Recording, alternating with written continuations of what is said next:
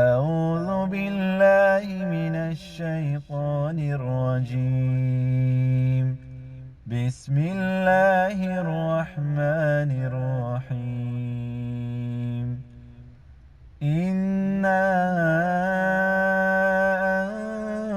أنزلناه قرآنا عربيا لعلكم تعقلون۔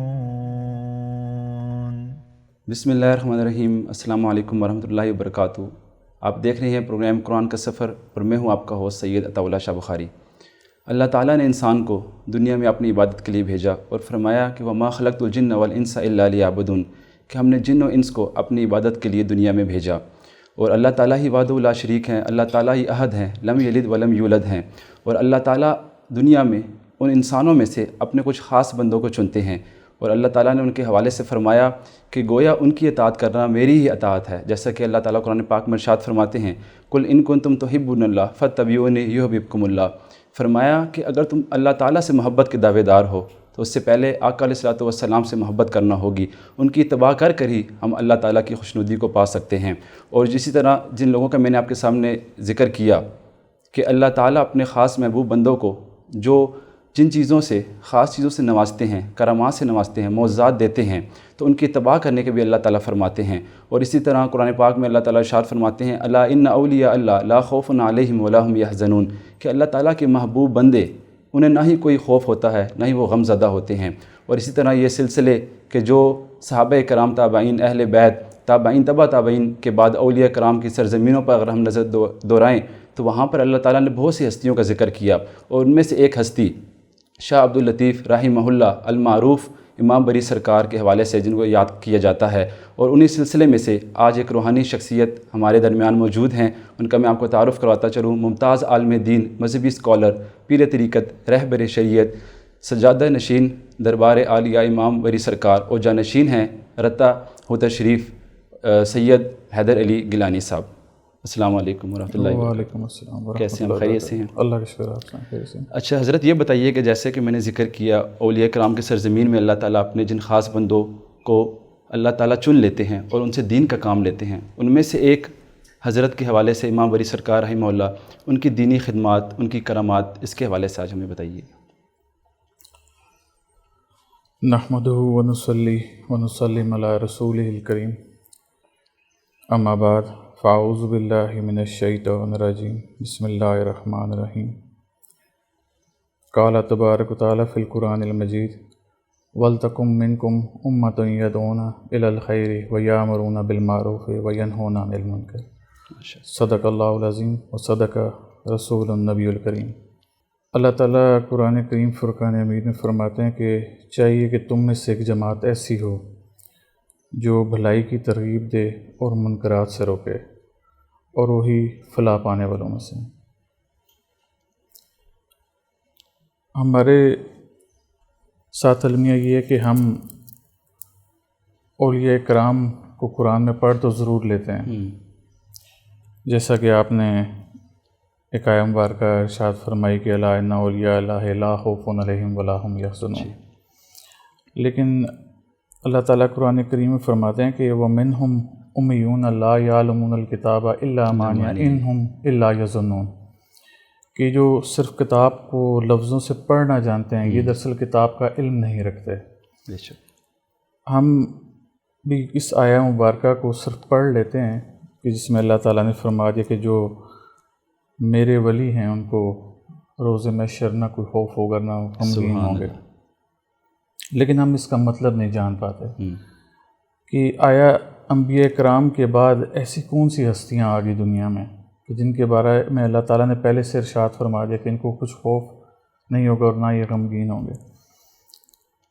تو میں نے تھوڑی سی اس بارے میں جستجو کی کہ ایسی کون سی راکٹ سائنس ہے کہ جو ان اولیاء اللہ نے کی اور یہ اتنے مقرب ہو گئے کہ اللہ تعالیٰ کو 1400 سال پہلے قرآن کو نازل کرتے ہوئے یہ فرما دینا پڑا کہ ان کو کچھ خوف نہیں ہوگا۔ بے شک۔ اب ذرا ان لفظوں پہ غور کرتے جائیے گا کہ یہ ہستیاں کس لیول کی ہستیاں ہیں۔ کیا ایک عام انسان کو ان کو سمجھنا آسان کام ہے؟ اللہ تعالیٰ قرآن کریم فرقان حمید میں ارشاد فرماتے ہیں وَيَخْتَصُ بِرَحْمَتِهِ مَن يَشَاءُ وَاللَّهُ ذُو الْفَضْلِ الْعَظِيمِ، بے شک اور اللہ جس سے چاہتا ہے اپنی رحمت سے خاص کرتا ہے، اور اللہ بڑے فضل والا ہے۔ بے شک تو اللہ تعالیٰ نے ان اولیاء کرام کو اپنی رحمت سے خاص کر دیا۔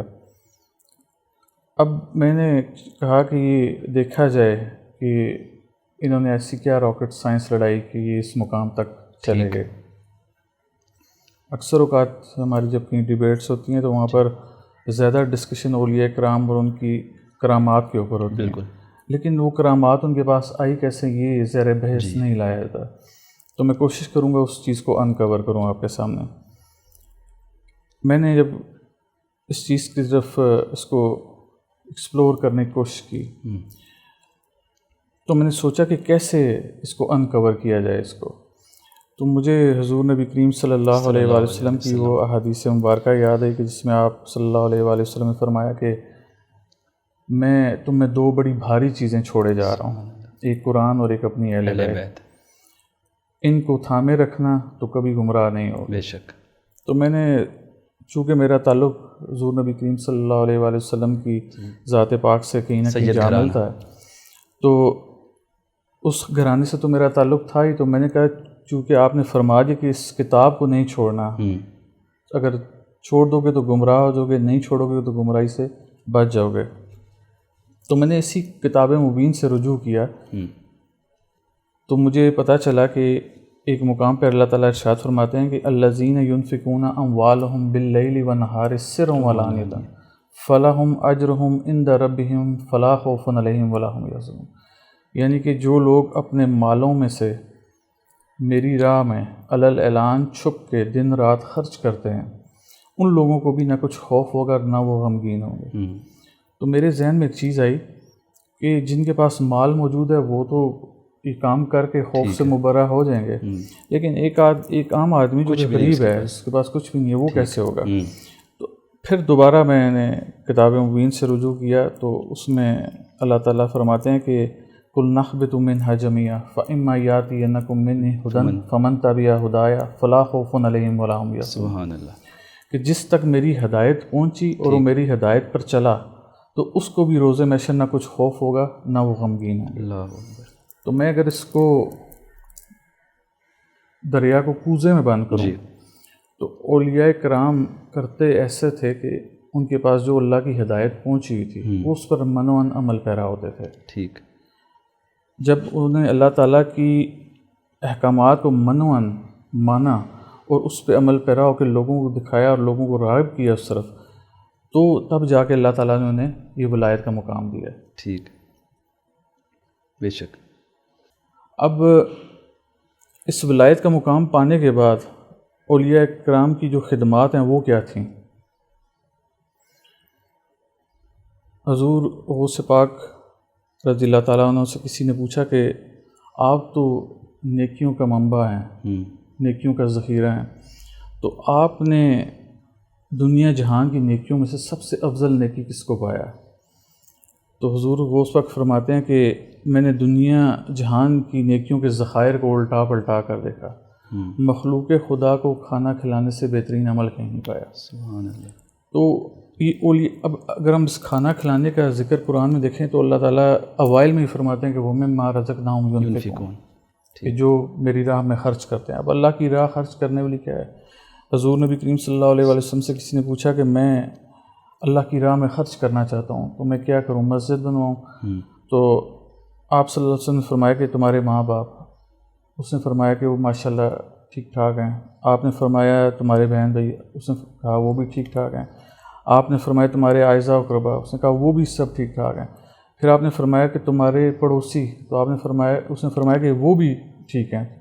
تو آخر پہ آپ نے ارشاد فرمایا کہ کوئی یتیم، بیوہ، مسکین، جب اس نے کہا کہ میں ان کی بھی خیر گیری کر لیتا ہوں تو تب آپ صلی اللہ علیہ وسلم نے فرمایا کہ اب تم اللہ کی راہ میں مسجد بنا سکتے ہو۔ ٹھیک، تو اولیاء اللہ جو تھے ان کا جو محور تھا وہ مخلوق خدا تھی، وہ مخلوق خدا تک نہ صرف خیر پہنچاتے تھے بلکہ ان کی رہنمائی بھی فرماتے تھے، اور ان کو جو اسلام کا وہ جو اصل متعین کردہ راستہ ہے اس پہ خود عمل پیرا ہو کے ان کو بتاتے تھے کہ اس کے اوپر آپ نے چلنا کیسے ہے۔ ٹھیک، تو جس طرح آپ نے کرامات کا ذکر کیا، تو ہر صوفیہ کرام جو گزرے ہیں، اولیاء کرام گزرے ہیں، ان کے لیے ان سے کرامت کا صادر ہونا لازم ہے کہ اگر کسی ولی سے اگر کوئی کرامت اگر ثابت نہیں ہوتی تو کیا پہچان ہے کہ ہم ولیوں کی پہچان کر سکیں؟ دیکھیں، اولیاء کرام میں دو قسمیں ہوتی ہیں جی، ایک سالکیت اور ایک جذب۔ ٹھیک، تو اہل جذب جتنے اس میں آپ کوئی نہ کوئی کرامت دیکھیں گے، کہ آپ کو یہ روایات میں مل جائے گا کہ یہ جو اہل جذب بزرگ گزرے ہیں انہوں نے کوئی ایسا فرمان جاری کیا جو ہماری آنکھوں کے سامنے ثابت ہو گیا۔ ٹھیک، ہماری جو جد امجد حضرت پیر سید امام علی شاہ گیلانی رحمۃ اللہ علیہ رتا تشریف علیہ، جی، آپ سے منسوب ایک چشمہ ہے کہ آپ جب حالت عبادت میں چلا فرما رہے تھے تو آپ کو پیاس لگی، ٹھیک، تو اس پیاس کے عالم میں آپ نے اس عبادت کو چھوڑنا بہتر نہ جانا، تو آپ نے اس پیاس کے عالم میں اپنے عصا مبارک کو اس زمین پر رگڑا تو وہاں سے ایک چشمہ پھوٹ پڑا۔ آپ نے وہ پانی خود بھی پیا، تو جب صبح ان سے ان کے جو خادم خاص تھے انہوں نے پوچھا کہ اس کا کیا کریں گے، تو آپ نے فرمایا کہ یہ آنے والے لوگوں کے لیے شفا کا باعث ہوگا۔ تو اس نے کہا کہ وہ اس میں فرق کیسے کریں گے، یہ تو ایک عام پانی ہے۔ تو آپ نے فرمایا کہ نہیں، تم جا کر دیکھو یہ عام پانی نہیں ہے۔ تو جب وہ مڑ کر گیا تو اس کے اوپر ایک خاص قسم کی بالائی کی ایک تہ تھی، تو ان کی اس کو خاص کر دیا گیا۔ ٹھیک، تو اب ایسے اولیاء کرام موجود ہیں جن سے یہ ثابت ہے کہ کوئی نہ کوئی چشمہ منسوب ہے یا دیگر اور معاملات ہیں۔ حضرت بری امام سرکار رحمۃ اللہ علیہ سے اگر آپ لودندی چلے جائیں، ان کی چلاگاہ پہ نیلا پوتو چلے جائیں تو وہاں پر آپ کو مختلف چیزیں ملیں گی جو آپ کو یہ ثابت کریں گی کہ ان کہ واقعی اللہ تعالیٰ نے ان کو کرامت ان کے ہاتھ سے کرامت ہوئی ہے۔ اور سب سے بڑی ایک پیشن گوئی کے حوالے سے عوام میں موجود ہے کہ حضرت امام بری سرکار رحمہ اللہ نے جو ہے ایک پیشن گوئی کی تھی اسلام آباد کے حوالے سے کہ یہاں ایک جو ہے وہ شہر آباد ہوگا جو پوری اسلامی دنیا کا مرکز ہوگا، تو اس کے حوالے سے بھی ہمیں کلیئر کیجیے گا کہ بالکل اسی طرح ان سے منسوب بات ثابت ہے۔ جی بالکل، تاریخ ہمیں یہی بتاتی ہے، روایات کے مطابق یہ کہ حضرت بری امام سرکار نے اس وقت آج سے 500-600 سال پہلے، مختلف روایتیں کچھ 700 سال کی ہے، کچھ 500 550 600 سال کی ہے، تو آپ نے اس وقت آپ نے فرمایا تھا کہ یہاں پر اسلام کے نام پر ایک شہر آباد ہوگا۔ ٹھیک، لیکن میں یہاں پر اب کسی کی دل آزاری یا وہ کہتے ہیں نا کسی کو وہم نہیں دلاؤں گا یا ایک بے سکونی کی کیفیت نہیں وہ کرنا چاہتا تھا، لیکن چونکہ ایک سوال آ گیا جی، تو آپ ہی کا ایک فرمان ہماری نظروں سے گزرا جس میں آپ نے فرمایا کہ پھر وہیں سے فتنہ بھی پھوٹے گا اور وہیں سے معاملات خراب بھی ہونا شروع ہوں گے۔ تو ہماری دعا ہے کہ اللہ تعالیٰ ہمیں اس طرف نہ لے کے جائے، ہمیں ہدایت پہ قائم رکھے۔ جو بری امام سرکار نے ہمیں راستہ دیا اور انہوں نے وہی راستہ دیا جو اللہ تعالیٰ کا متعین کردہ تھا، کتاب مبین کا راستہ تھا، حضور نبی کریم صلی اللہ علیہ وآلہ وسلم کے ذریعے ان تک اور پھر ہم تک پہنچا۔ ہمیں اس پر چلنے کی توفیق عطا فرمائے۔ اگر ہم اسی راستے پر چلیں گے تو یقیناً ہم گمراہ بھی نہیں ہوں گے اور ہمارے پر کڑا وقت بھی نہیں آئے گا۔ یہ جو انہوں نے پیشن گوئی کی، یہ انہوں نے ایک شرط کے ساتھ منسوب کی، اور وہ شرط یہ تھی کہ کیونکہ حالات بگڑ جائیں گے، لوگوں میں خدا خوفی نہیں رہے گی، وہ دیندار نہیں رہیں گے، تو پھر ایسے معاملات ہوں گے۔ اگر ہم نے دین کا دامن تھامے رکھا تو انشاءاللہ اللہ تعالیٰ ہمیں اس سے محفوظ رکھے گا۔ ایک اور بری امام سرکار کی میں آپ کو چیز بتاتا چلوں کہ جہاں پر ابھی آپ بیٹھے ہیں پیر ہاؤس بری امام سرکار، اس جگہ کا نام آپ کو بری امام سرکار معلوم ہے؟ جی، اصل میں اس علاقے کا نام نور پور شاہ ہے۔ ٹھیک، تو بری امام سرکار کے یہاں پر آنے سے پہلے اس علاقے کو چور پور کے نام سے جانا جاتا تھا۔ اچھا، تو یہاں پر چوریوں کی بڑی وارداتیں ہوتی تھیں، ڈکیتیاں ہوتی تھیں۔ تو جب بری امام سرکار یہاں پر آئے تو آپ نے اپنے نور سے اس کو اس قدر منور فرمایا کہ یہ چور پور سے نور پور بن گیا۔ آج اکثر میں کچھ لوگوں کو سنتا ہوں کہ جو سنت رسول صلی اللہ علیہ وآلہ وسلم پر بھی کاربند ہوتے ہیں، بظاہر دکھنے میں وہ نظر بھی ایسے آتے ہیں کہ بڑے باعمل ہیں اور باعلم بھی ہیں، لیکن ان کی طرف سے اولیاء کرام پر تنقید کی جاتی ہے کہ اولیاء کرام نے کیا کیا۔ صحیح، سب سے پہلی چیز تو یہ ہے کہ اولیاء کرام کو سمجھنا ہر بندے کے بس کی بات نہیں ہے، یہ اللہ جسے توفیق دے دے وہ سمجھ سکتا ہے۔ صحیح، دوسری چیز یہ کہ جیسے میں نے کہا کہ ایک علاقہ جو چور پور کے نام سے جانا جا رہا ہے، جہاں پر چور اور ڈکیتوں کی بھرمار ہے، اس علاقے میں آپ کا آنا اور اس کا نور پور بن جانا اور انہی لوگوں کا چوری ڈکیتی چھوڑ کے حلال کاموں کی طرف راغب ہو جانا، اس سے بڑے اولیاء کرام کا وصف کیا ہوگا؟ سبحان اللہ، بہت خوب فرمایا۔ اور دوسرا میں آپ سے یہ پوچھنا چاہوں گا، جتنی تاریخ میں اولیاء کرام گزرے ہیں، بعض کو اللہ تعالیٰ نے حاکم بھی بنایا، بادشاہ بنا کر بھیجا بعض رعایا کا، تو ہمیں معلوم عمر بن عبدالعزیز رحمہ اللہ کے حوالے سے میں بتانا چاہ رہا ہوں کہ وہ وقت کے حاکم بھی ہیں اور صوفیہ میں بھی ان کا نام ہے۔ اسی طرح بعض ایسے ہیں کہ جو اللہ تعالیٰ نے ان کو حاکم تو نہیں بنایا لیکن حاکم وقت آ کر ان کے قدموں میں بیٹھتے ہیں۔ تو ایسی اولیاء کرام کے پاس وہ جو تعلیمات ہوتی ہیں، جو قرآن کا پازیٹیو پہلو ہوتا ہے جس سے لوگ کھنچتے ہیں، تو آج ہم اسے اپنانے میں اتنا دور ہیں، وہ کس طریقے سے ہم اس چیز کو اپنا سکتے ہیں؟ دیکھیں، حاکم وقت جو بھی ولی اللہ بنے، اس میں جیسے دو کیٹیگریز میں نے آپ کو بتائی ہیں، ایک سلک کی ہے اور ایک اہل جذب کی ہے۔ سالک جو بھی ہوگا وہ دنیا دار لوگوں کے قریب ہوگا، اس کا کام دنیا کو راہ راست پہ لگانا ہے، دنیا میں رہ کر۔ اہل جذب جو ہیں وہ دنیا سے کنارہ کش ہوتے ہیں، وہ دنیا میں نہیں بیٹھتے۔ تو جو مثال آپ دے رہے ہیں کہ اولیاء اللہ کو اللہ تعالیٰ نے حاکم بنا کر بھیجا، تو وہ اس لیے بھیجا تاکہ وہ لوگوں کو ان لوگوں میں رہتے ہوئے جہاں پر اللہ نے ضرورت محسوس کی، صحیح، دیکھیں وہ ذات ہے، وہ دیکھتی ہے، اسے معلوم ہے، اسے یہ بھی معلوم تھا کہ آج سے 1400 سال پہلے یہ شخص یہاں پر بیٹھا ہوا یہ بات کر رہا ہوگا، تو اس ہستی کو سب چیز معلوم ہے، تو اس حساب سے اللہ تعالیٰ نے اولیاء اللہ کا نزول کیا، ان کو مختلف علاقوں میں بھیجا، بے حد سادگی پائی جاتی تھی۔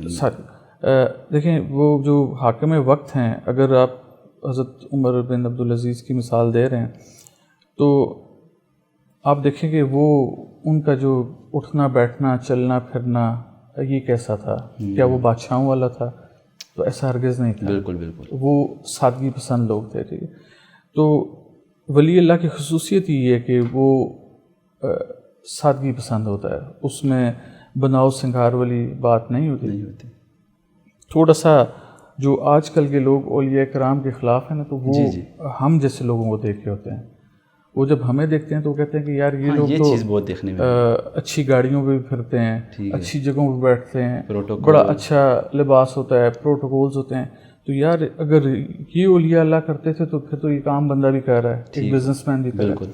تو میں یہاں پر تھوڑا سا سمجھاتا چلوں کہ ہم پیر ہیں، ہم اولیاء اللہ کے طریقے پر خود بھی چلنے کی کوشش کرتے ہیں اور دیگر لوگوں کو بھی چلانے کی کوشش کرتے ہیں، لیکن اگر میں اپنے ساتھ، ہمیں اکثر محفلوں میں جب ہمارے جو نقیب ہوتے ہیں محفل کے، وہ جوش خطابت میں نا، اور اس چکر میں کہ اگلی بار پیر صاحب ہم پہ مور ثبت کر دیں اور ہمیں ہی محفل دیں، تو وہ ہمارے ساتھ بہت سے القابات لگاتے ہیں، جیسے بھی آپ نے لگایا پیر طریقت رہبر شریعت۔ میری کوشش ہوتی ہے میں اپنی محافل میں اپنے پوسٹرز کے اوپر یہ الفاظ نہ لکھواؤں، ٹھیک، پیر طریقت اور رہبر شریعت بہت بڑا عہدہ ہے، ٹھیک ہے۔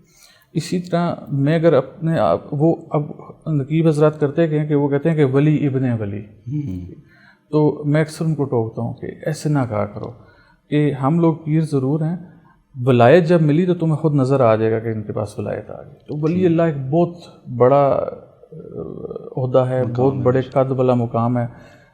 جب عام پیروں کو لوگ دیکھیں گے نا اور ان کے معاملات دیکھیں گے تو وہ پھر تھوڑا سا ڈی ٹریک ہو جاتے ہیں کہ یار اگر یہ ایسے ہیں تو اولیاء اللہ کیسے ہیں؟ دین میں تو سادگی ہے، دین میں سادگی ہے، لیکن ایسا بھی نہیں ہے کہ محبت سے پکارتے ہیں، ان کی عقیدت ہوتی ہے اس وجہ سے، لیکن ایسا بھی نہیں ہے کہ سادگی اس حد تک چلی جائے، آپ میٹھے اس حد تک ہوں کہ اگلا نکلنے کی کوشش نہ کرے آپ کو۔ ٹھیک، اکثر اوقات ہم سے سوال کیا تھا کہ پیر صاحب وہ آپ فلاں محفل پہ گئے تھے، فلاں گئے تھے، تو آپ کے ساتھ بڑا پروٹوکول تھا، بڑی گاڑیاں تھیں، تو میں نے ان سے کہا کہ میں نے کہا یار یہ وقت کی بات ہوتی ہے۔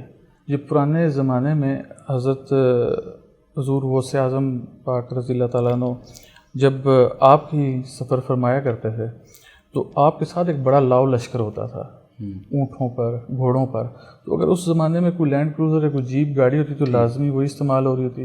تو میں کہا یہ ہمارے پیچھے نہ پڑو، اگر اللہ نے ہمیں دے دیے تو یہ اللہ کی تخصیص ہے، تو اللہ تعالیٰ جس کو چاہتا ہے عطا کرتا ہے، تو اس لیے یہ اس چیز پہ حسد کرنا کہ پیر صاحب کیوں بڑی گاڑی میں گھومتے ہیں، تو یہ پھر اللہ کے ساتھ لڑنے کے مترادف ہے۔ ٹھیک ہے، زبردست۔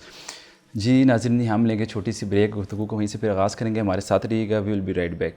اعوذ باللہ من الشیطان الرجیم، بسم اللہ الرحمن الرحیم، انا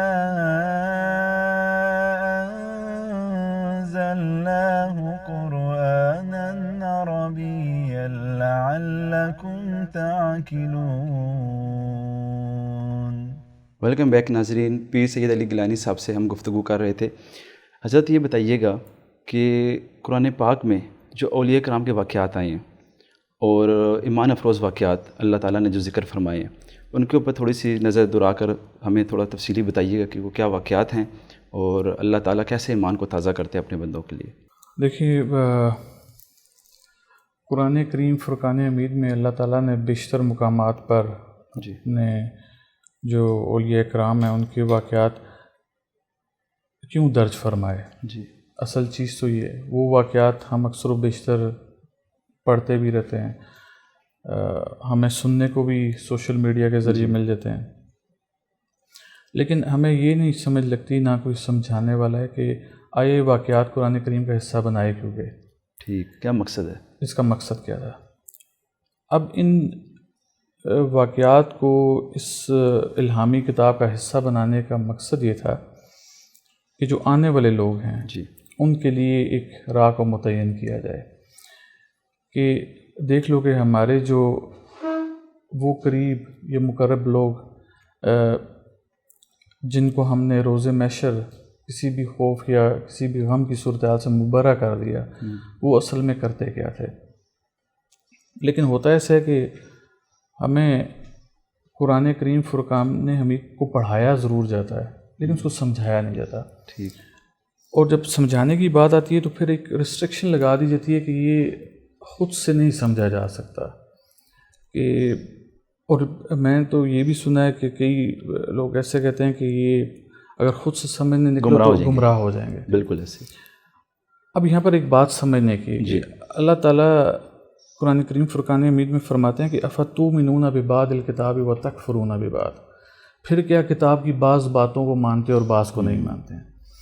اب ہم قرآن کی یہ بات تو مان رہے ہیں کہ جو اولیاء اللہ ان کو خوف اور ڈر بھی نہیں ہوگا، ٹھیک، ہم قرآن کی یہ بھی بات بھی مان رہے ہیں کہ وَآقِمُوا الصَّلَاةَ وَآتُوا الزَّكَاةَ وَارْكَعُوا مَعَ الرَّاكِعِينَ، ہم قرآن کریم کی یہ بات بھی مان رہے ہیں کہ الَّذِينَ يُؤْمِنُونَ بِالْغَيْبِ وَيُقِيمُونَ الصَّلَاةَ وَمِمَّا رَزَقْنَاهُمْ يُنْفِقُونَ، ہم یعنی غیب پر ایمان بھی لا رہے ہیں قرآن کریم کی بات پر عمل کر کے، ہم نماز بھی ادا کر رہے ہیں، زکوٰۃ بھی ادا کرنے کی بات ہے، خیر زکوٰۃ تو ادا کم ہی لوگ کرتے ہیں لیکن چلیں پھر بھی جو کرتے ہیں، لیکن ساتھ ہی ساتھ قرآن کریم فرقان حمید میں اللہ تعالیٰ نے جو راہیں متعین کی ہیں ہم لوگوں کے لیے کہ ہم نے ان راہوں کے اوپر چلنا ہے، کیا ہم ان راہوں پہ چل رہے ہیں؟ اللہ تعالیٰ نے فرما دیا کہ وَاعْتَصِمُوا بِحَبْلِ اللَّهِ، میری رسی کو مضبوطی سے پکڑو۔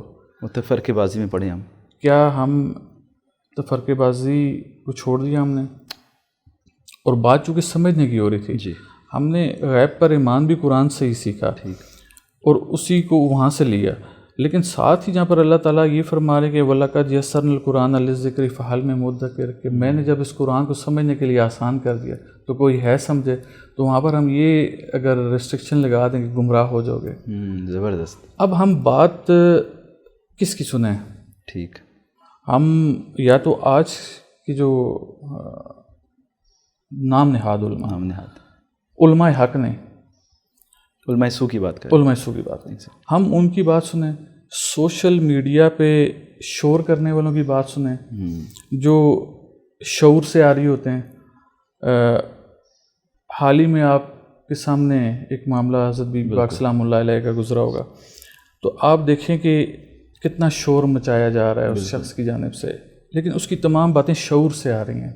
اب اس لفظ شعور اور شعور میں حرف عین کا فرق ہے، اسی عین سے علم بنتا ہے، اور یہی عین انبیاء کی بھی میراث تھی، اولیاء اللہ کی بھی میراث تھی، اور علماء حق کی بھی میراث ہے۔ یہ جو اس عین سے آ رہی لوگ ہیں نا، یہ سوشل میڈیا ذرائع ابلاغ کے جتنے بھی میڈیمس ہیں ان بیٹھ کے شور مچاتے ہیں. ٹھیک ہے. اور یہ لوگوں کو اپنے تئیں جو انہوں نے سمجھا ہوتا ہے یہ اس کے مطابق لے کے چلنے کی کوشش کرتے ہیں. یعنی وہ عین نکل جائے، علم نکل جائے تو شور رہ جائے گا. شور رہ جائے گا. صحیح. بیسیکلی شعور اور شور میں فرق ہی عین کا ہے. صحیح. اور اس عین سے علم بنتا ہے. اور یہ میں صرف اپنی تحقیق نہیں، یہ بڑے بڑے جو محقق تھے انہوں نے تحقیق کر کے بتایا کہ یہ صرف اس عین کا فرق ہے جو شور اور شعور کو کرتا ہے. ٹھیک. تو اب کہنے کا مقصد یہ کہ ان لوگوں نے کہا کہ اللہ کی بات نہ مانیں آپ، کہ اللہ کہہ رہے ہیں کہ میں نے اس کو سمجھنے کے لیے آسان کر دیا، لیکن آپ کہہ رہے ہیں کہ نہیں، اس سے اگر سمجھنا شروع کرو گے تو گمراہ ہو جائے. صحیح. اب جہاں تک قرآن کریم کو پڑھنے کی بات ہے تو اللہ تعالیٰ نے بڑا واضح فرما دیا کہ فقرؤ ما تیسر من القرآن، کہ قرآن میں سے جس قدر آسان ہو سکے پڑھو. بے شک. اللہ تعالیٰ فرماتے ہیں مجھے معلوم ہے تم میں سے بیشتر لوگ رزق حلال کے لیے باہر نکلے ہوں گے. پھر اللہ تعالیٰ فرماتے ہیں کہ مجھے معلوم ہے کہ تم میں سے بیشتر لوگ میری راہ میں جہاد کرتے پھر رہے ہوں گے. بیشتر لوگ اس قابل نہیں ہوں گے کہ وہ قرآن کو اس طریقے سے پڑھ سکیں. فقرؤ ما تیسر منہ، لہٰذا جس قدر آسان ہو سکے پڑھو. لیکن جب سمجھنے کی باری آئی تو سورہ قمر میں 4 مقامات پہ اللہ تعالیٰ نے فرمایا کہ وَلَقَدْ يَسَّرْنَا الْقُرْآنَ لِلذِّكْرِ فَهَلْ مِن مُدَّكِرٍ. تو ہمیں چاہیے کہ ہم اللہ کی بات کو سمجھیں، جو اللہ نے فرمایا اس پر عمل کریں، قرآن کریم کو اٹھائیں. سورہ بقرہ کی دوسری آیہ مبارکہ سب چیز کو اپنے لپیٹ میں لے لیتی ہے. ذَلِكَ الْكِتَابُ لَا رَيْبَ فِيهِ هُدًى لِّلْمُتَّقِينَ. بے شک. کہ یہ کتاب ہدایت ہے. ہم نے اس قانون اور ہدایت کی کتاب کو محض پڑھنے کے لیے رکھ چھوڑا اور اس کو غلاف میں لپیٹ کر اپنی شلفوں کے اوپر رکھ دیا. اس کو عربی کی حد تک پڑھا، تلاوت بھی کیا، لیکن اس کو سمجھا نہیں. لہٰذا اللہ کے دیے گئے احکامات سے عاری رہ گئے. اولیاء اللہ کے بھی تمام وصف، فضائل، کرامات، ان کے واقعات اس قرآن مبین میں درج کرنے کا مقصد یہ تھا کہ یہ جو میری مخلوق ہے یہ دیکھے کہ میرے جو ولی ہیں یہ کس راہ پہ چلے. تب میں نے ان کو یہ مقام عطا کیا. ایک چھوٹی سی بات یہاں پر کر دوں جی، کہ ایک قدغن لگایا جاتا ہے جی اولیاء کرام پہ کہ یہ انبیاء کرام کے ہوتے ہوئے ان کی ضرورت کیا تھی. جی. یہ خاص ایک کسی مسلک نے، کسی مکتب فکر نے، کسی سوچ نے ان کو بڑھاوا دے کے ان کو اوپر چڑھا لیا. ہر خانقاہ کو غلط سمجھ بیٹھے ہیں. غلط سمجھ بیٹھے ہیں. میں ایک چیز ان لوگوں سے پوچھنا چاہوں گا آپ لوگوں کی وساطت سے، کچھ آپ کے بھی علم میں اضافہ ہو جائے گا، شاید ان کے بھی علم میں اضافہ ہو جائے گا. ضرور فرمائیے گا. کہ میں ان سے یہ پوچھتا ہوں کہ جب اللہ تعالیٰ نے اسلام کو اور اس دین کو لوگوں تک پہنچانا تھا تو کیا اللہ تعالیٰ نے کسی کے گھر میں ڈائریکٹ جا کے پہنچایا؟ تو آپ کو پتہ چلے گا ایسا نہیں ہوا. اللہ تعالیٰ نے 2 لیئرز رکھی اپنے اور انسان کے درمیان.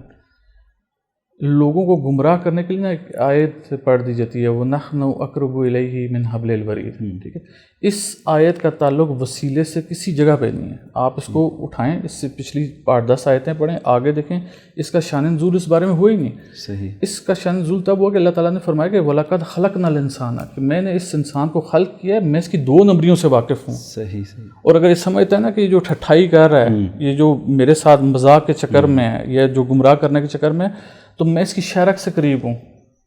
اللہ نے اس سینس میں اس کو کیا اور انہوں نے استعمال کیا کہ جب اللہ شرک سے قریب ہے تو اولیاء اللہ کیوں، ان کے مزارات پہ کیوں جایا جائے. ٹھیک.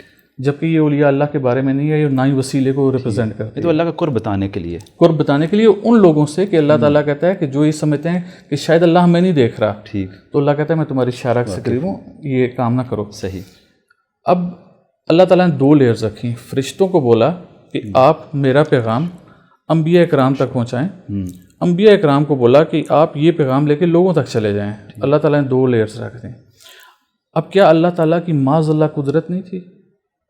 اللہ خالق کل شیء وہو علی کل شیء وکیل، کہ اللہ تعالیٰ قدرت نہیں رکھتے تھے کہ وہ اپنا پیغام ڈائریکٹ لوگوں کے دلوں میں اتارتے، لیکن اللہ تعالیٰ نے ایسا نہیں کیا. 2 لیئرز رکھی، ایک حجاب رکھا اپنے اور انسان کے درمیان. تو میں کہتا ہوں جب اللہ نے اپنا پیغام پہنچانا تھا تو اللہ نے 2 لیئرز رکھی. تو جب مخلوق کا پیغام لینا ہوگا تو اللہ تعالیٰ کیا کریں گے؟ تو میں یہ کہتا ہوں کہ نبی وہ، پیغمبر وہ، رسول وہ جو اللہ تعالیٰ کا پیغام لوگوں تک پہنچائیں، اور ولی اللہ وہ جو لوگوں کی داد رسی، لوگوں کی فریادیں اللہ تعالیٰ تک پہنچائیں. کہتے ہیں نا کہ اللہ اللہ کرنے سے اللہ نہیں ملتا، بے شک، یہ اللہ والے ہیں جو آپ کو اللہ سے ملا دیتے ہیں۔ بالکل ٹھیک ہو۔ اور آخر میں امت کے اتحاد کے لیے، اتفاق کے لیے جو آپ پیغام دینا چاہیں۔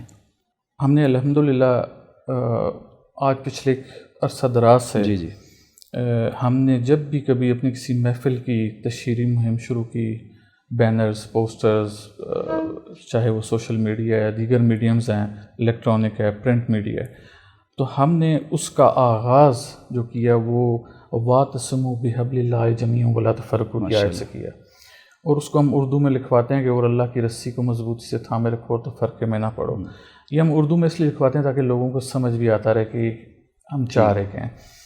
تو ہم ایک عرصہ دراز سے اس مہم پر ہیں کہ یہ جو مسالک مابین اختلاف ہے اس کو اوور کم کیا جائے، ختم ہم نہیں کر سکتے، ایک بشارت دے دی گئی، حضور نبی کریم صلی اللہ علیہ وسلم نے فرما دیا کہ اتنے ہوں گے تو وہ ہونے ہیں، ٹھیک، وہ ہم کم نہیں کر سکتے، لیکن ان کے درمیان جو اختلافات ہیں جس کی وجہ سے ہم نقصان اٹھا رہے ہیں، ایک لائن پانے کی کوشش کر سکتے ہیں۔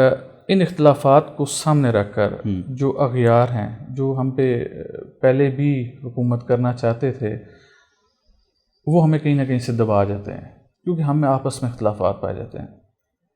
ہماری شروع دن سے کوشش رہی ہے، ہم نے سن 2014 میں ایک کانفرنس تھی، اس میں نے ایک تجویز پیش کی تھی کہ اگر آپ فرقہ واریت کو ختم نہیں کم از کم کرنا چاہتے ہیں تو آپ قرآن پاک کی ترجمہ کے ساتھ تعلیمی نصاب کا حصہ بنا دیں۔ وہاں پر 350 سے 400 علماء کرام موجود تھے، سردار محمد یوسف صاحب وفاقی وزیر تھے، اکرام اللہ جان صاحب ڈی جی مذہبی امور تھے، میں نے ان کو تجویز کی، اور صدر ہاؤس میں منعقدہ ایک سیرت نبی کانفرنس تھی جہاں پر مجھے عندیہ دیا گیا کہ پیر صاحب اس پوری کانفرنس میں ایک واحد آپ کی تجویز تھی جو لی گئی ہے اور جلد ہم آپ سے رابطہ کریں گے، لیکن خیر وہ رابطہ نہیں کیا گیا اور نہ اس تجویز پر عمل کیا گیا۔ ابھی میں نے علی محمد خان صاحب کو لکھا ہے کہ آپ چونکہ اس معاملے میں خاتم النبیین والا لفظ بھی آپ نے ایڈ کرا دیا، اور میں نے ان کے لیے درخواست بھی کی حکومت وقت سے کہ ان کو تمغہ امتیاز سے نوازا جائے، تو میں نے ان سے یہ ریکویسٹ کی ہے کہ آپ اس قرآن پاک کی ترجمہ کے ساتھ تعلیم کو تعلیمی نصاب کا حصہ بنائیں تاکہ جو نئی لاٹ سامنے ہمارے آئے نا تو وہ مومن اور مسلمانوں کی ہو، وہ شیعہ سنی کی نہ ہو، دیوبندی وہابی کی نہ ہو۔ تو جب تک قرآن کریم پر منون عمل پیرا نہیں ہوں گے، اس کو ترجمے کے ساتھ پڑھیں گے اور سمجھیں گے نہیں، ہم نہ تو فرقہ واریت کے جن پر قابو پا سکتے ہیں، نہ ہی ہم اپنا معاشی اور سیاسی نظام بہتر کر سکتے ہیں۔ بالکل ٹھیک، بہت شکریہ آپ کا، اپنی مصروفیت میں سے ہمارے لیے وقت نکالا۔ جی ناظرین کرام، جیسے کہ قبلہ نے بھی فرمایا کہ خدا تک پہنچنے کے لیے وسیلوں کی ضرورت پڑتی ہے، نبی پاک صلی اللہ علیہ وسلم کی ذات، انبیاء کرام کی ذات، صحابہ کرام، اولیاء کرام کی صورت میں ہم اللہ کو پا سکتے ہیں، اللہ تعالیٰ کا قرب حاصل کر سکتے ہیں۔ اور لوگ تو کہتے ہیں ہمیں خدا چاہیے، سبھی کہتے ہیں خدا چاہیے، لیکن خدا تک پہنچنے کا قرینہ تو ہو، ہاتھ میں دامن مصطفیٰ چاہیے۔ مجھے اور میری ٹیم کو اجازت دیجیے گا، انشاءاللہ پھر پروگرام میں حاضر ہوں گے۔ السلام علیکم ورحمۃ اللہ وبرکاتہ، اللہ حافظ۔ إنا أنزلناه قرآنا عربيا لعلكم تعقلون